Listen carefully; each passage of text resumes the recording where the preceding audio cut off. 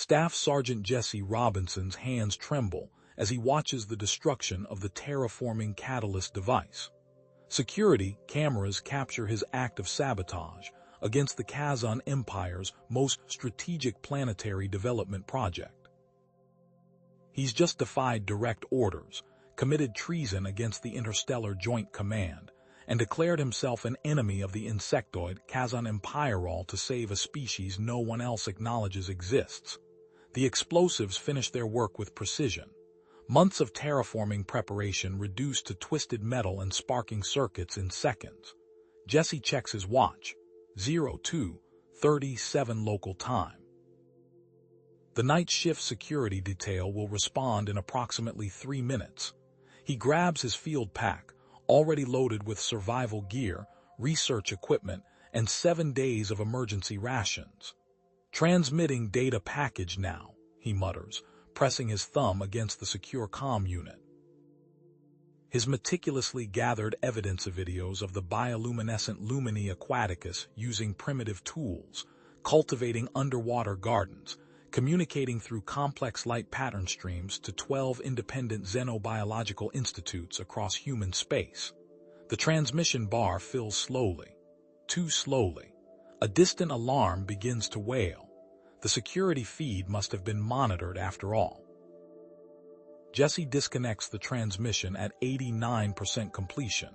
It will have to be enough. He slings the pack over his shoulder and runs toward the rear exit of the terraforming facility. The weight of his decision presses on him with each footfall. At 32, after serving humanity faithfully through the bloody Proxima Centauri War and 7 tense years of uneasy alliance with the Kazon, he has thrown away his career and possibly his life. But the alternative was unthinkable. 3 weeks ago, during his biological survey of planet GX-227, Jesse had discovered something extraordinary in the planet's vast underwater cave networks. Hive structures housing thousands of jellyfish-like creatures displaying unmistakable signs of sentience. The Lumini aquaticus weren't just animals, they were people, a civilization. And the Kazon Empire planned to eradicate them without a second thought. He had followed protocol, documented everything, submitted his findings through proper channels to Lieutenant Commander Harker. The response had been immediate and chilling. Disregard findings, proceed with terraforming preparation. Direct order from Kazon Supreme Council. Jesse exits the facility into the alien night. GX-227's 3 moons casting overlapping shadows across the installation's perimeter. He moves swiftly toward the lake shore 2 kilometers east. The underwater cave entrance he mapped last week provides his only escape route. He reaches the water's edge as spotlights begin sweeping the compound behind him. Jesse activates his emergency breather, seals his equipment, and slides into the dark waters. The phosphorescent plants lining the lake bed provide just enough light to navigate toward the submerged cave entrance. 30 meters below the surface, Jesse enters the vast network of underwater tunnels. He activates his bioluminescent emergency beacon standard issue for human Forcesto illuminate the passage ahead. The blue-white light pulses steadily, revealing the intricate rock formations shaped by millennia of water erosion. Something moves in his peripheral vision. Jesse turns, hand moving to his sidearm. A small, translucent creature hovers nearby, its tentacle-like appendages contracting in pain. One appears damaged, leaking a luminous fluid. A juvenile Lumini, injured and separated from its community. The creature pulses with light, a perfect mimic of Jesse's emergency beacon. Then it changes pattern, creating a complex sequence of flashes. Jesse stares in amazement. This isn't random, it's communication. Hope, he whispers through his breather. I'll call you Hope. The creature approaches cautiously, its damaged appendage trailing behind.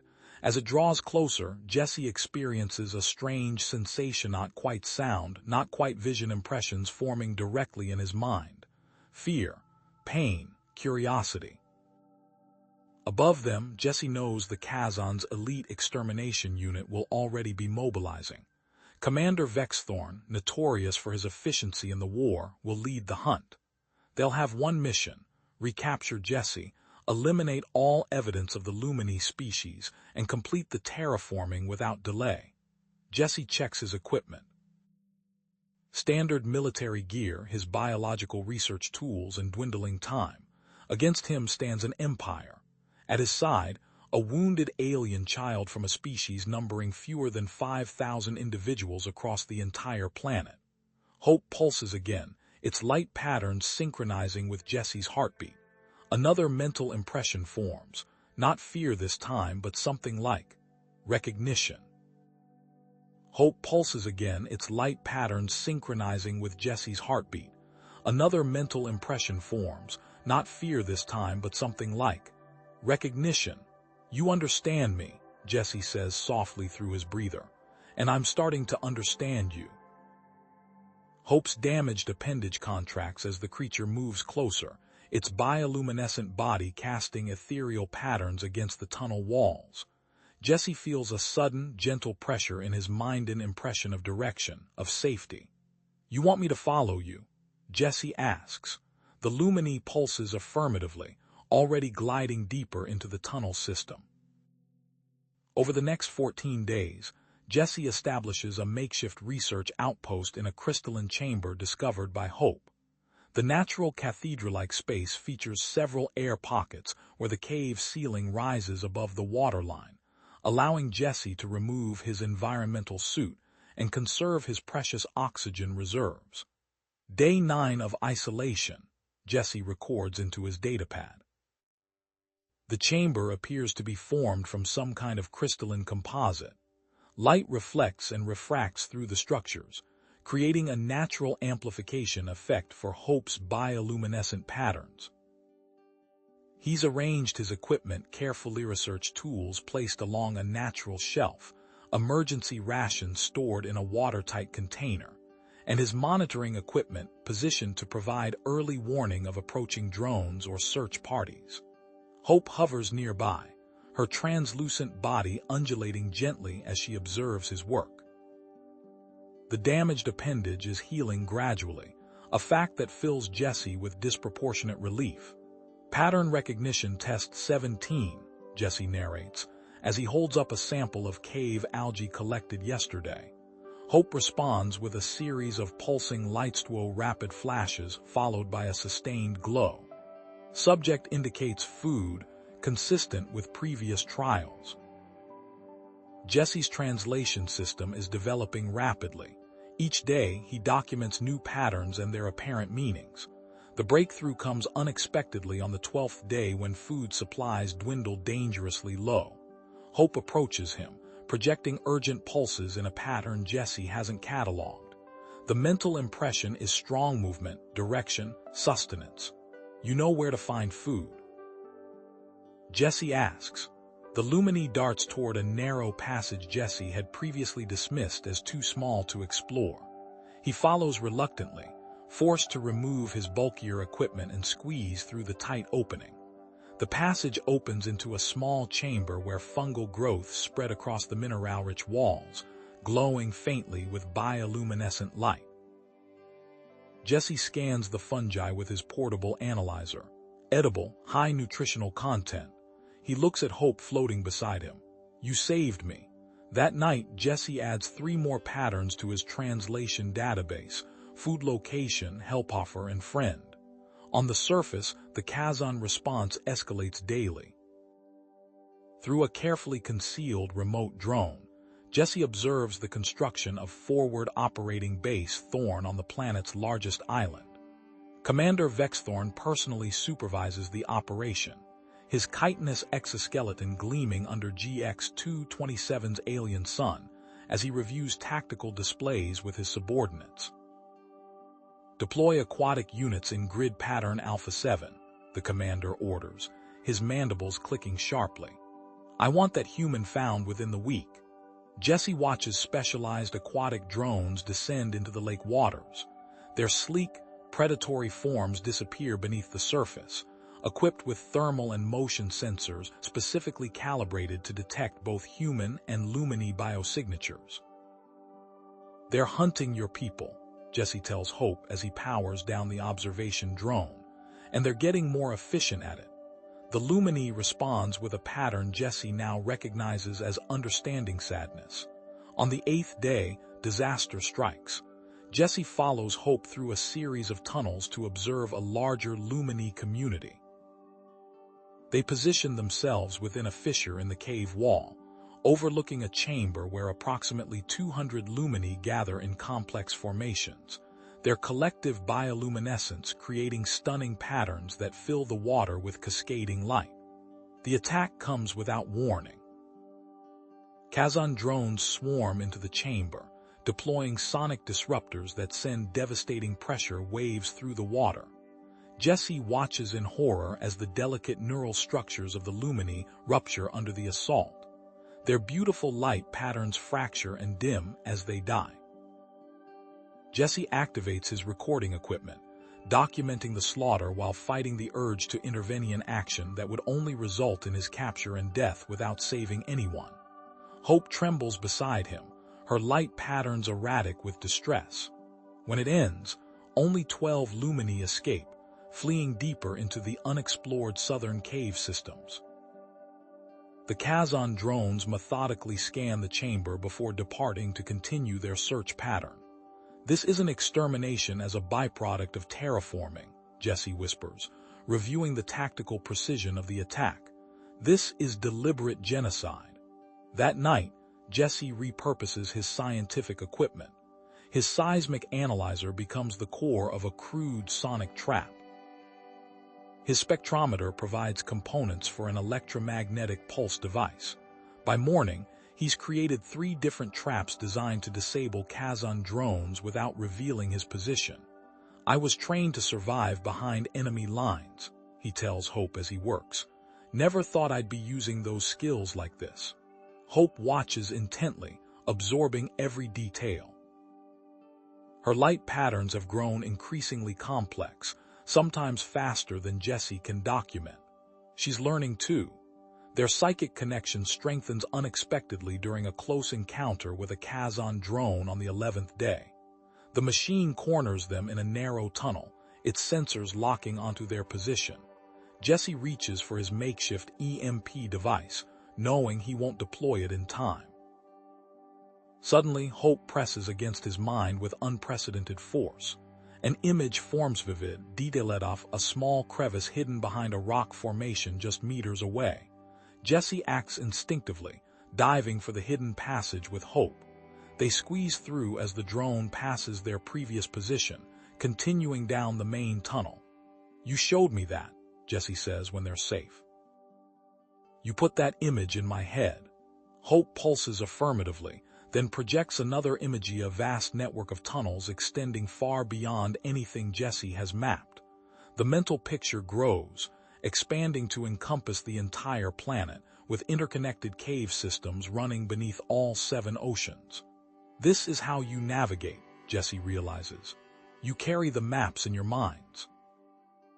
Over subsequent days, Hope shares more. The mental exchanges grow richer, more nuanced. Jesse learns the Lumini aren't primitive at all. They are the remnants of an ancient civilization that deliberately abandoned technology after some catastrophic event in their distant past. They preserve their knowledge through designated memory keepers, specialized elders who maintain the collective wisdom of their species.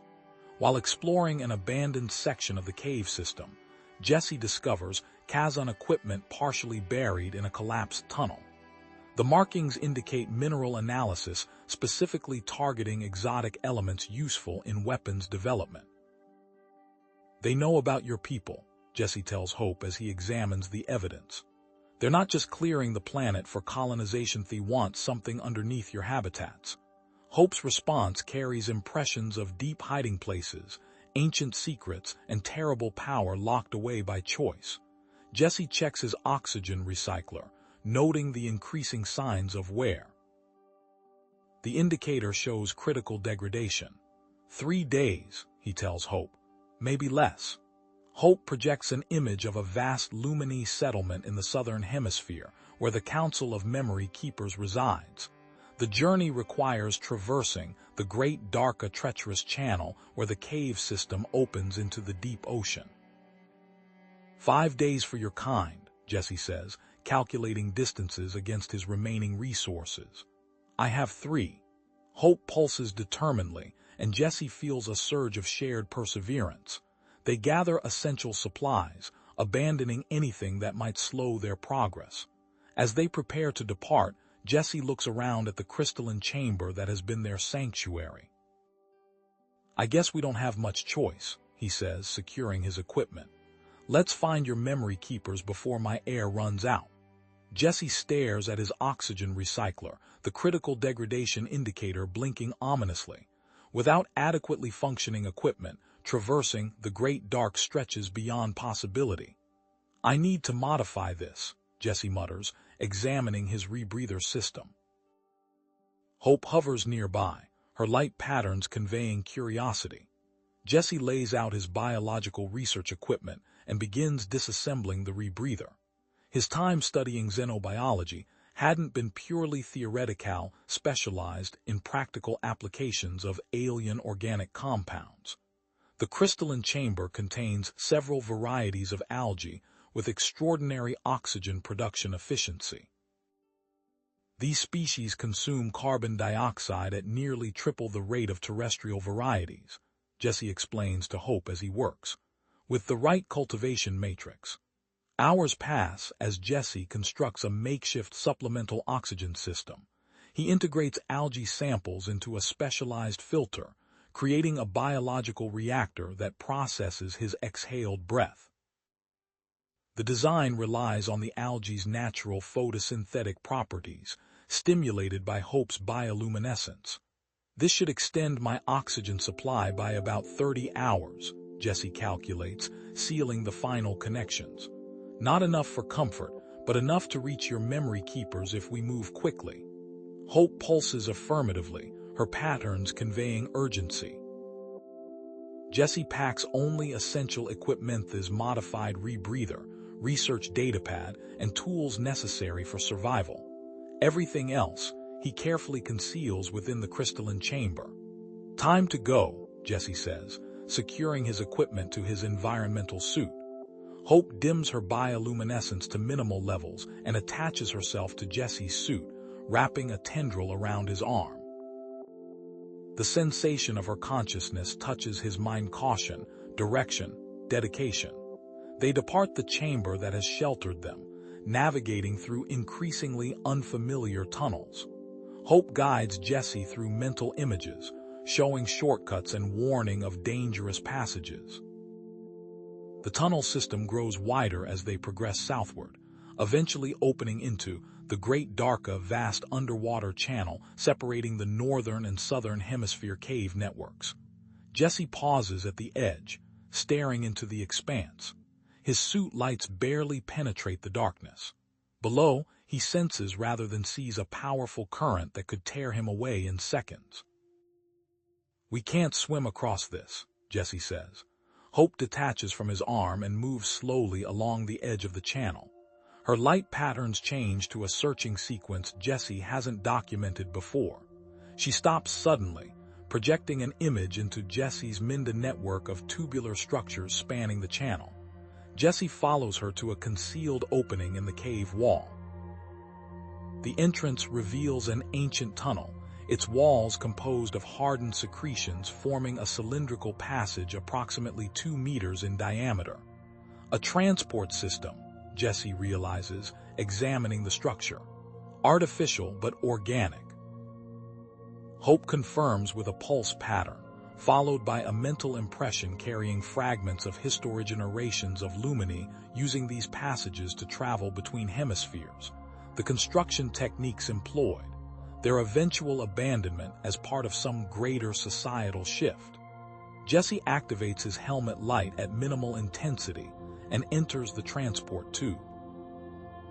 The structure blocks the channel's current completely, creating a still passage through the Great Dark. Parts of the tunnel show signs of collapse, forcing Jesse to navigate around fallen sections and squeeze through narrowed passages.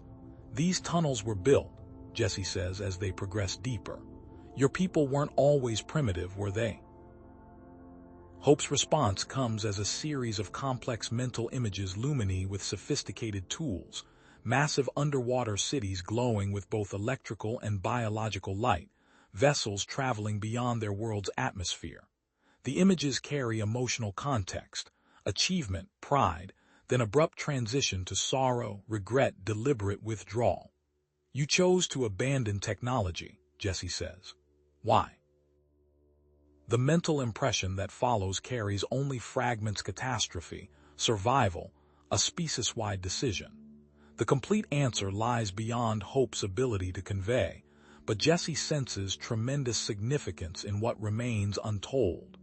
Their journey through the transport tubes takes nearly 18 hours. Twice they encounter Kazan drones scanning the main channel, but the ancient Lumini infrastructure shields them from detection. By the time they emerge into the southern hemisphere cave systems, Jesse's modified oxygen system has proven its worth: supplemental algae-based filtering, extending his breathing capacity well beyond the original recycler's capabilities. The southern caves differ dramatically from those in the north. Instead of crystalline formations, these caverns feature massive organic structures resembling coral reefs. Bioluminescent organisms illuminate the environment in soft, multicolored light. The biodiversity overwhelms Jesse's scientific instinct. Hundreds of species coexist in what appears to be carefully cultivated balance. "This isn't natural evolution," Jesse notes, scanning a cluster of organisms with complementary biological functions. "These ecosystems are engineered." Hope pulses agreement, projecting impressions of generations of lumini tending these underwater gardens, adjusting and balancing the ecosystem. On their third day exploring the southern region, Jesse spots movement in the distant several adult lumini approaching rapidly. Unlike Hope's juvenile form, these creatures display more defined appendages specialized for manipulation. Their bodies pulse with complex light patterns beyond anything Jesse has documented. The adult lumini surround them, wielding primitive but effective barbed spears. Their light patterns communicate suspicion and hostility. Hope positions herself between Jesse and the hunting party, her bioluminescence intensifying as she projects a rapid sequence of light patterns. Jesse remains still, understanding that Hope communicates their story: his escape, their time together, his efforts to protect the lumini species. The exchange continues for several minutes, light patterns flowing between Hope and the adults in increasingly complex sequences beyond Jesse's ability to interpret. Finally, one of the adults approaches, its appendages manipulating its spear into a non-threatening position. It projects a mental impression toward Jesse, not the simplified images he receives from Hope, but something richer, carrying layers of meaning. Acceptance, caution, guidance. "They'll take us to your memory keepers," Jesse concludes. The hunting party encircles them, leading the way through a labyrinth of tunnels. The passages widen progressively until they emerge into an enormous natural cavern spanning several kilometers. Jesse stares in amazement at what can only be described as an underwater city. Structures composed of living organic material grow from cave walls, forming dwellings and communal spaces. Thousands of lumini move through the settlement, their collective bioluminescence creating a symphony of light and shadow. Cultivated fungi provide additional illumination, their glow concentrated around apparent gathering spaces. At the settlement's center stands a temple-like structure. The hunting party guides Jesse toward this focal point, where 7 enormous lumini nearly 3 times the size of the adults float in specialized pools of mineral-rich water. Hope pulses with reverence, projecting the identity of these beings: memory keepers, the living archives of lumini civilization. One of the memory keepers approaches. Its massive form displays extraordinarily complex light patterns that shift and flow with hypnotic precision. As it nears Jesse, he feels the familiar sensation of mental contact, but unlike his connection with Hope, this psychic link overwhelms his consciousness with its clarity and depth. Information floods into Jesse's mind, not fragmented impressions, but coherent knowledge. Images, concepts, and history flow in an organized stream. The Lumini were once a spacefaring civilization, their technology rivaling or exceeding current human capabilities. 15,000 years ago, they developed a form of psychic amplification technology that catastrophically backfired, nearly extinguishing their species and permanently damaging their planet's ecosystem. The survivors made a species-wide decision. They would maintain their knowledge but deliberately choose not to implement a cultural directive they call the remembering without doing. Their civilization transformed, embracing biological harmony over technological advancement. Most crucially, Jesse learns what lies beneath this settlement.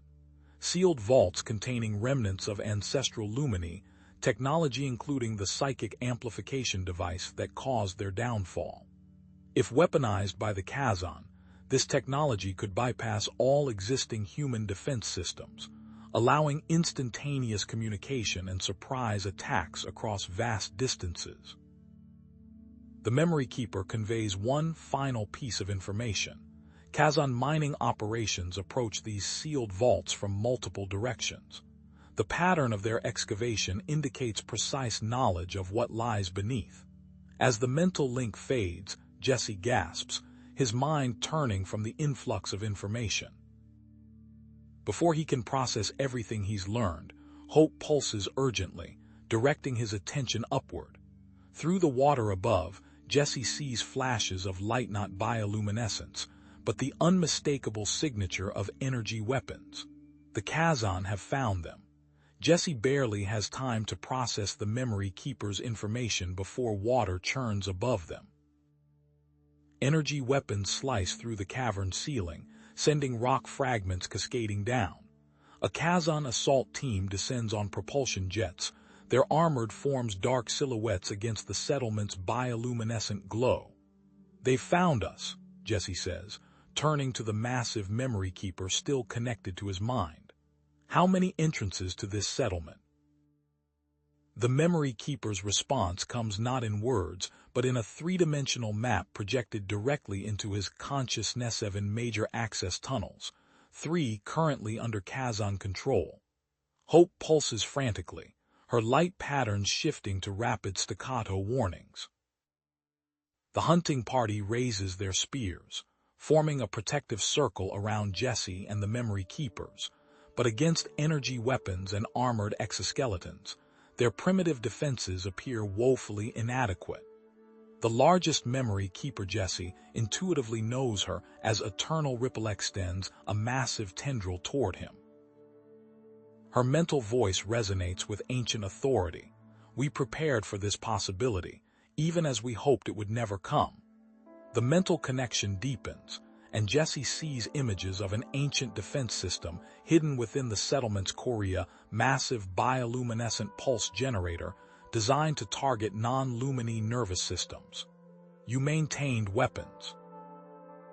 Jesse asks, surprised by this apparent contradiction to their philosophy. "Not weapons, protection." The distinction in Eternal Ripple's mind is clear. Some technologies are remembered for use only in extremity. This is such a time. The first Kazon soldiers touch down at the settlement's edge, their weapons immediately cutting down 3 Lumini hunters. The slaughter sends ripples of panic through the community as civilians flee deeper into the cave network. "We need to organize a defense," Jesse says, military training taking over. "Buy time to activate your protection system and evacuate the young." Eternal Ripple communicates Jesse's strategy to the other Memory Keepers, who relay instructions through light patterns to the hunters. The Lumini move with surprising coordination, splitting into groups to secure critical junctions throughout the settlement. Jesse works feverishly, using his remaining research equipment to fashion crude but effective traps. He combines caustic mineral deposits from the cave walls with pressure-sensitive triggers, creating defensive choke points in the approach tunnels. "Hope, I need you to translate," Jesse says, gesturing toward a group of hunters. "Tell them to place these at narrow points, 10 meters apart. When triggered, they'll release enough acid to eat through Kazan environmental suits." Hope's light patterns flicker in complex sequences as she relays his instructions. The hunters nod, taking the devices and disappearing into the tunnels. Jesse checks his oxygen recycler. The modified algae system is failing.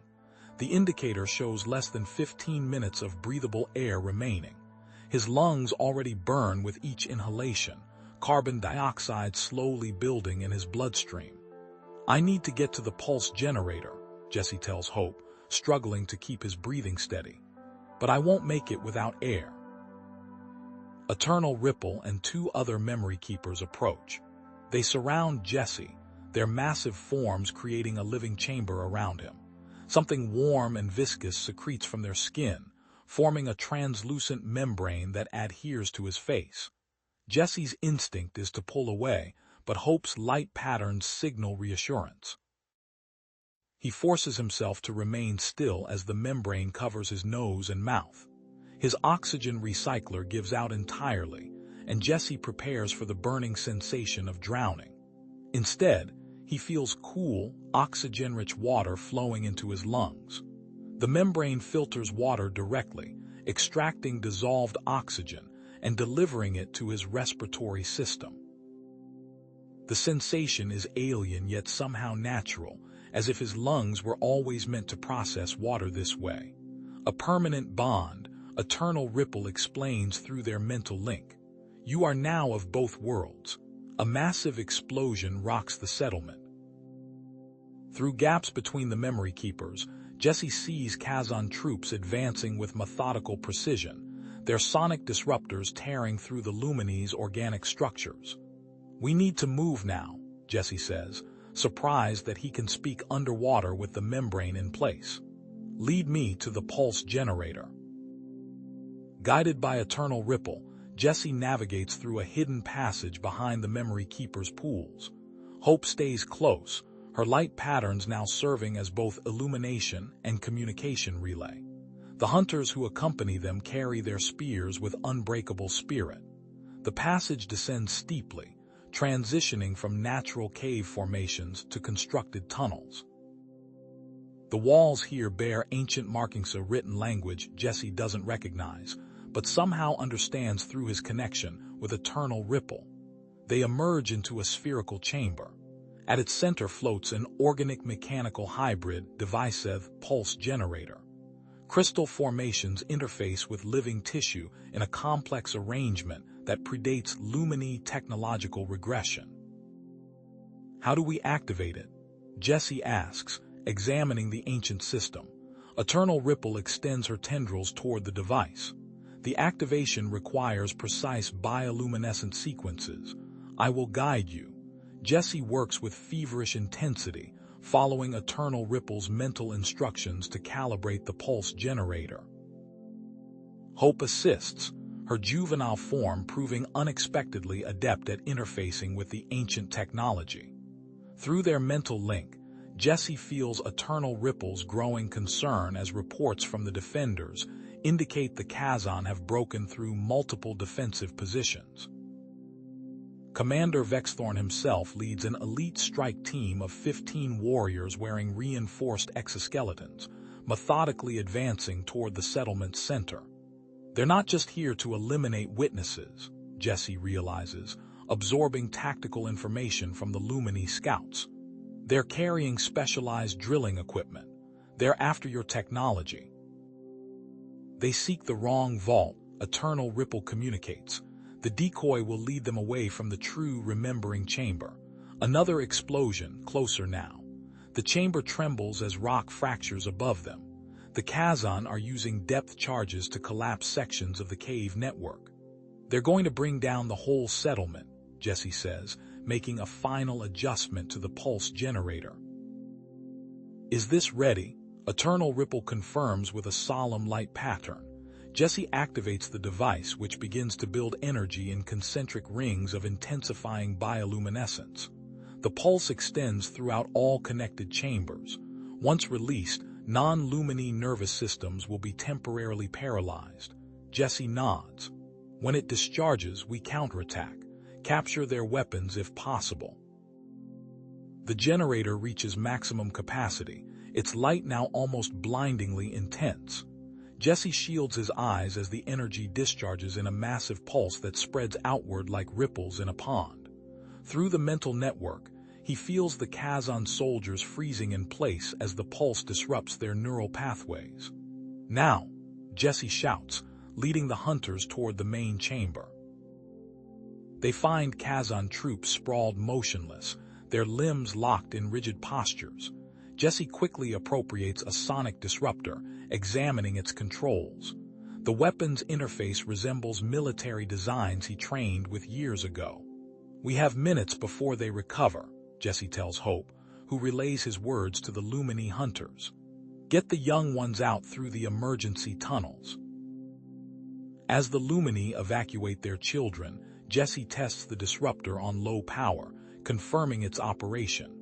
The weight of the weapon brings back unwelcome memories of military service, but he pushes them aside. Through the settlement's entrance, Jesse spots more Kazon ships descending. The paralysis effect won't stop reinforcements from arriving. A massive tremor shakes the cavern as the first wave of depth charges detonates in the northern tunnel network. Water surges through new fissures, beginning to flood the lower chambers.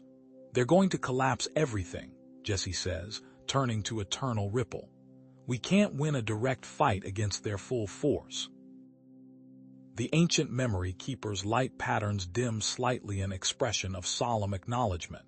Through their mental connection, she reveals an image of a hidden passage leading far deeper than the settlement.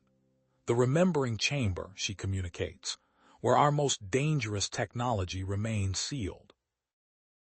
The mental image shifts to show the original psychic amplification DEFIES technology that nearly destroyed Lumini civilization millennia ago. Jesse understands immediately why the Kazon want a weapon capable of projecting thought across vast distances would render all existing human defense systems obsolete. "We can't let them have it," Jesse says. "But we can't destroy it either, can we?" Previous attempts resulted in catastrophic energy release, Eternal Ripple confirms, but controlled activation might be possible. Hope's light patterns suddenly intensify, incorporating complex sequences Jesse hasn't seen before. She positions herself between Jesse and Eternal Ripple, forming a triangle of communication. "Hope has developed beyond normal juvenile capacity through her connection with you," Eternal Ripple explains. "She may serve as conduit between our minds and the device." Another explosion rocks the settlement, closer than before. 3 injured memory keepers approach, their massive forms bearing wounds from Kazon weapons. They won't survive much longer, Jesse realizes, but they want to help. Eternal Ripple confirms with a solemn pulse pattern. They offer their remaining life energy to our cause. Water levels rise rapidly around them as more charges detonate. Through the mental network, Jesse receives reports that Commander Vexthorn's elite team has recovered from the paralysis effect and resumed their advance, now less than 30 minutes from reaching the settlement's core. "Show me the way to the remembering chamber," Jesse says to Eternal Ripple. "If we can't stop them from getting the technology, we'll use it first." Hope's light patterns shift again, incorporating elements Jesse has never documented, new patterns emerging in response to the crisis. She attaches herself to Jesse's arm as Eternal Ripple leads them toward a hidden passage known only to the memory keepers. As they swim deeper into the ancient tunnel, Jesse realizes they're descending toward the true heart of what was once a technological civilization, rivaling humanity's greatest achievements and, perhaps, their only hope for survival. The passage narrowed as they descended deeper, ancient stone giving way to crystalline formations that seemed to pulse with faint internal light. Jesse swam through increasingly tight confines, the respiratory membrane allowing him to move efficiently through water that grew colder with each passing meter. Eternal Ripple led the way, her massive form somehow navigating passages that appeared too small, while the three injured memory keepers followed behind, their weakened bioluminescence casting stuttering shadows on the walls. "How much further?" Jesse asked, his voice resonating strangely through the water. "Not far now," Eternal Ripple responded through their mental link. "These passages have remained sealed since the Great Regression." Hope clung to Jesse's arm, her light patterns shifting with increasing complexity. The juvenile Lumini seemed agitated, her tendrils extending and contracting in rapid succession as they penetrated deeper into the planet. The tunnel abruptly widened into a perfect sphere carved from living crystal. Jesse paused at the entrance, momentarily stunned by the sight. The remembering chamber stretched before them, its walls composed of a crystalline material that captured and amplified the bioluminescence of the memory keepers. Light refracted through countless facets, creating a kaleidoscopic effect that seemed to extend the chamber's boundaries into infinity. At the center floated a surprisingly modest Objecta 12-sided metallic device, no larger than Jesse's head, suspended within a containment field of pulsating light. This was the psychic amplification device, the technology that had nearly destroyed Lumini civilization millennia ago, now their last hope for survival. The three injured memory keepers positioned themselves around the device, forming a perfect triangle. Their massive bodies, bearing wounds from Kazan weapons, struggled to maintain position in the water. "They offer themselves as conduits," Eternal Ripple explained as she took position near the chamber's wall. "The activation requires life energy." Jesse turned to Hope, intending to ask a question but stopped when he noticed her transformation. Hope's bioluminescence had changed dramatically, developing intricate spiraling patterns he'd never documented. Her juvenile form began to elongate, new appendages sprouting from her central mass as her tissue restructured itself. "What's happening to her?" Jesse asked, alarm evident in his voice. "A rare evolutionary response," Eternal Ripple explained, "triggered only in critical moments of species preservation. She becomes a new type of memory keeperone, specifically adapted to interface with human neural patterns." The three injured memory keepers began the activation sequence, their synchronized light patterns reflecting off the crystalline walls in complex geometric sequences. The metallic device at the center started to rotate, each of its 12 faces glowing with increasing intensity. A violent tremor shook the chamber, dislodging crystal fragments from the ceiling. Through the mental network, Jesse received fragmented reports of Kazan forces breaking through multiple defensive positions above. The evacuation of Lumini young ones continued, but the settlement's collapse was imminent. The memory keepers intensified their light patterns, their bodies growing increasingly transparent as their energy transferred into the amplification device. Hope's transformation accelerated in response, her new neural appendages extending toward Jesse and the device simultaneously. A distant explosion echoed through the water, followed by the distinct sound of mechanical drilling. "They approach with boring equipment," Eternal Ripple communicated. "The Supreme Commander seeks our technology directly." "How much longer?" Jesse asked, watching Hope's metamorphosis with fascination and concern. Before Eternal Ripple could respond, the chamber's entrance erupted with activity. Two massive figures in marauder exoskeletons burst through, their movements precise despite the water resistance. "Right, Patel," Jesse called out, recognizing his former squadmate's movements even inside the mechanical suits. "Thought you could use some backup, sir," Wright's voice came through external speakers on his exoskeleton. "We've got company topside." Multiple Kazan strike teams converging. Commander Vexthorn is leading a boring machine straight for this location, Patel added, positioning her exoskeleton near the chamber entrance. ETA 7 minutes. How did you find me? Jesse asked, swimming toward them. Your Lumini friends, Wright explained, gesturing to a hunter who appeared briefly at the entrance before disappearing back into the tunnel. They recognized we weren't Kazan. That one's been leading us to you since we broke through the collapsed section. Patel activated her exoskeleton's scanning suite, projected data appearing on her visor. 3 battlecruisers just arrived in Orbit Gamma Station Response Force. Admiral Kincaid's on the Indomitable. They're facing off with the Kazan fleet, but neither side's firing yet. The Memory Keeper's light patterns intensified to blinding levels as they reached the critical point in the activation sequence. Their bodies faded to near transparency, their accumulated knowledge transferring into both Hope and the amplification device. Jesse watched in awe as the last of their physical forms dissolved, leaving only traces of bioluminescence that merged with the central device. Hope, now transformed into a more mature form with specialized neural appendages, moved toward the amplification device. Her body, no longer recognizable as the juvenile that had first approached Jesse in the research station, merged physically with the ancient technology. The entire chamber filled with blinding light as the psychic amplifier activated for the first time in 15,000 years. Jesse gasped as his mind expanded beyond the confines of his body. Suddenly, he was connected to every Lumini on the planet, thousands of individuals scattered throughout the cave system. He sensed their movements, their thoughts, their emotions.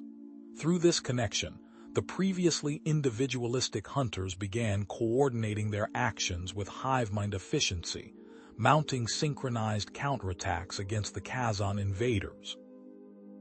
Something's happening, Wright said, his voice distant through the rush of shared consciousness.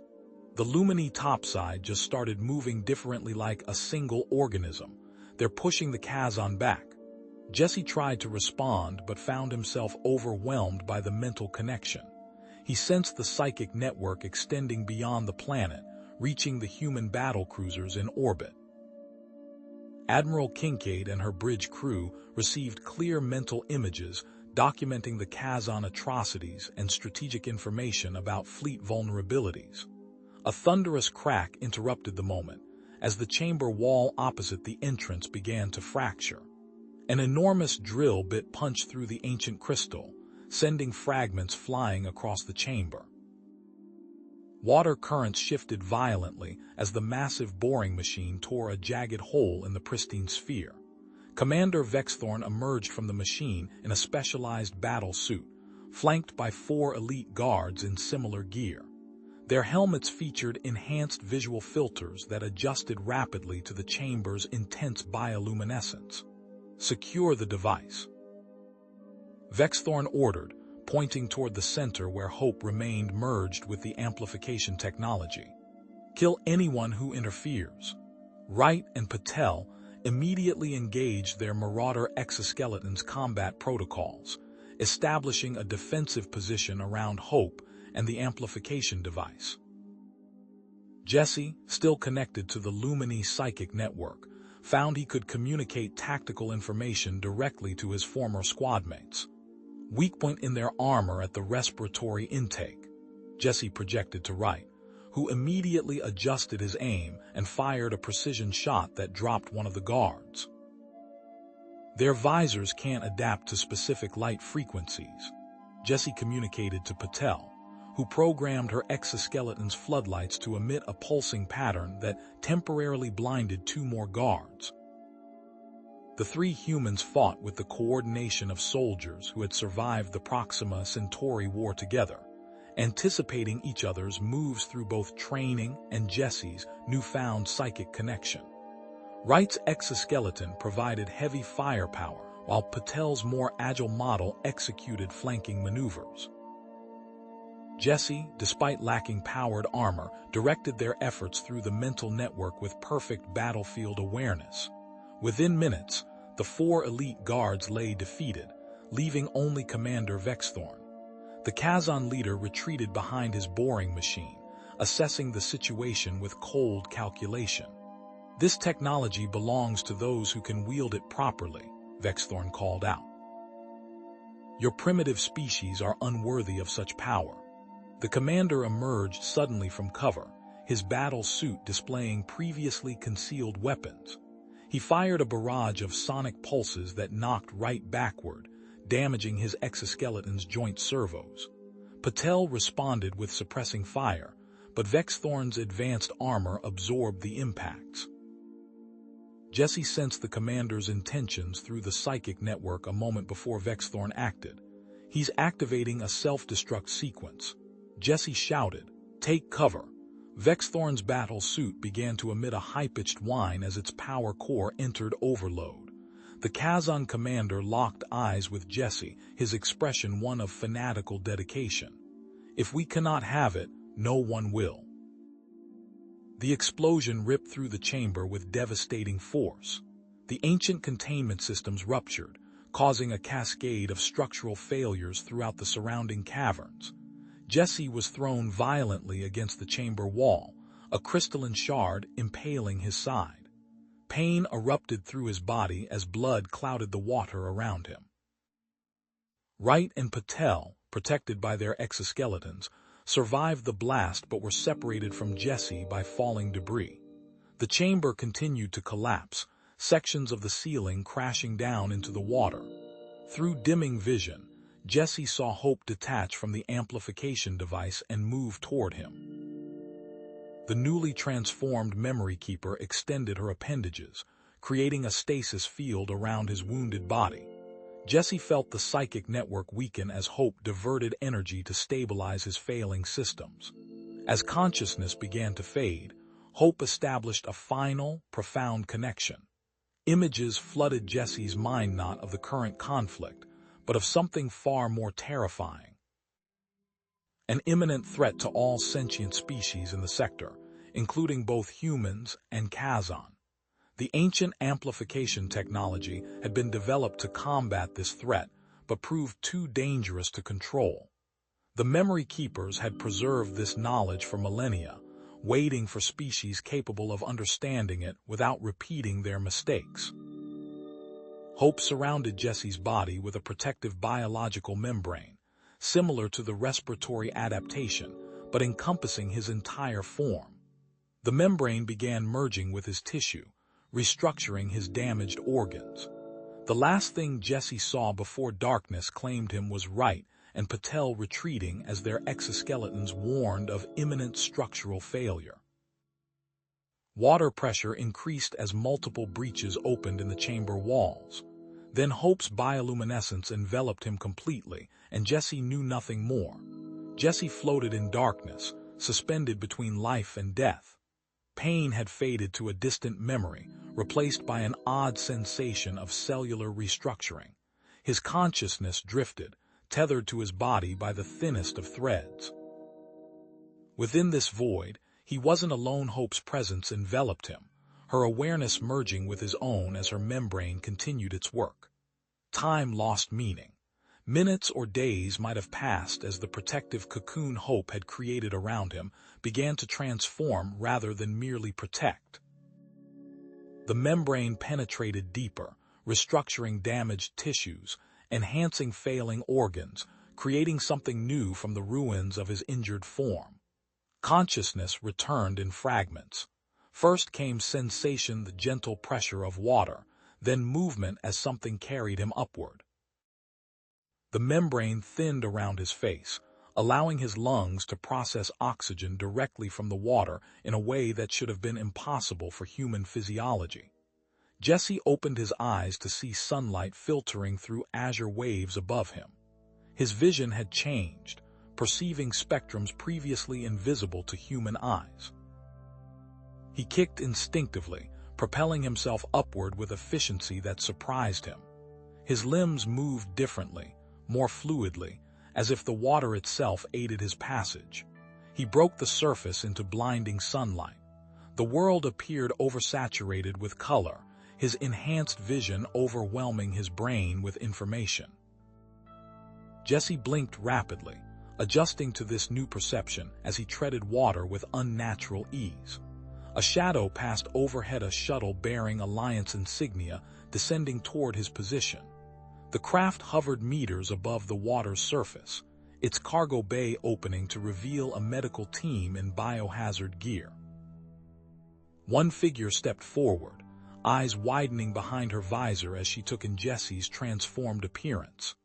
"Robinson, we thought you were dead," Lieutenant Zhang said through her external comms as Jesse's dripping form was helped onto the medical gurney. Jesse felt the words form in his throat, but the sound that emerged carried harmonic undertones that hadn't existed before. "Parts of me are," he responded, sensing the crew's unease at his altered voice. "But we survived." His skin glistened with moisture that wasn't merely seawater. Translucent patches pulsed with rhythmic bioluminescence, particularly intense around his neck and chest where his respiratory system had been completely rebuilt. Zhang stared, transfixed by the patterns that rippled across his skin in waves of blue-green light. The medical team moved with professional efficiency despite their visible shock. A scanner passed over his body, its readout causing the lead medic to frown. "I'm detecting two distinct neural patterns," she announced, adjusting settings to confirm the reading. "One human, one something else." They're intertwined, communicating at a cellular level. Jesse felt Hope's consciousness stir within him, not separate from his own mind, but integrated into it, like new synaptic pathways suddenly available for access. Memories not his own flickered at the edges of his awareness. Ancient oceans, battles against creatures that devoured worlds, technologies abandoned to avoid detection. The shuttle accelerated toward the HMS Indomitable hanging in orbit above GX-227. Through the viewport, Jesse watched the oceanic world recede, his home for months now, appearing strangely distant despite the connection he still felt to its depths. Upon arrival at the Indomitable, isolation protocols engaged immediately. Medical personnel transferred Jesse to a sealed chamber in the ship's advanced quarantine facility. A transparent barrier separated him from the observation area, where science officers monitored his vital signs and collected data on his transformation. Hours later, familiar faces appeared beyond the barrier. Dr. Elias Wright and Sergeant Omar Patel approached cautiously, their expressions a mix of relief and uncertainty as they studied their former colleague. "The membrane she created," Jesse explained, pressing a webbed hand against the isolation barrier. "It wasn't just protection, it was integration. Hope knew she couldn't survive separately, so she found another way." Wright's scientific curiosity overcame his initial shock. "Your DNA is actively restructuring. Human genome remains dominant, but there's significant incorporation of Lumini genetic material. Nothing like this has ever been documented." "The transformation continues," Jesse said, watching patterns of light ripple across his forearm. "I can feel it happening at a cellular level." Patel stepped closer to the barrier. "What happened down there after we left? The settlement collapsed completely. Recovery teams haven't found any survivors in that section." Jesse closed his eyes, accessing memories of those final moments, both his own and Hope's. The memory keepers transferred everything they knew into Hope and the amplification device. "When Vexthorn triggered his self-destruct, Hope abandoned the device to save me. She became part of me. But why?" Wright asked. "Why sacrifice herself?" "Because what the memory keepers preserved wasn't just about the Lumini or the Kazan invasion." Jesse's voice dropped lower, the harmonic undertones intensifying. "It was about something far worse, something that threatens every sentient species in this sector." Admiral Kincaid arrived an hour later, bypassing standard quarantine protocols to speak directly with Jesse. Her weathered face remained impassive as he detailed the information preserved by the memory keepers for 15 millennia. "They're called the Void Harvesters," Jesse explained, projecting bioluminescent patterns that formed three-dimensional shapes in the air before HEMA ability he discovered he now possessed. Nomadic predators that hibernate for thousands of years between cycles of extermination. They consume advanced civilizations and harvest their technological resources. You're suggesting an imminent invasion? Kincaid asked, her military training keeping her voice steady despite the implications. According to the Memory Keeper's records, the Harvester's hibernation period is nearly complete. Scout vessels will enter this sector within 3 years. Jesse manipulated the light patterns, forming a rough star chart. The Lumini abandoned their technology after accidentally awakening a dormant scout early. They simplified their existence specifically to avoid detection in future harvesting cycles. Kincaid studied the projection, her strategic mind already calculating implications. And the Kazan, unwitting pawns. Their aggressive expansion and technological development will attract the harvesters first. Jesse paused, accessing more of Hope's shared knowledge. But once the harvesters begin, they won't stop with just the Kazan worlds. The Admiral's expression hardened with resolution. We need to verify this information. If confirmed, diplomatic channels will need to be established with the Kazan Supreme Council. There's more, Jesse added. The Memory Keepers developed countermeasure technologies specifically designed to combat the harvesters.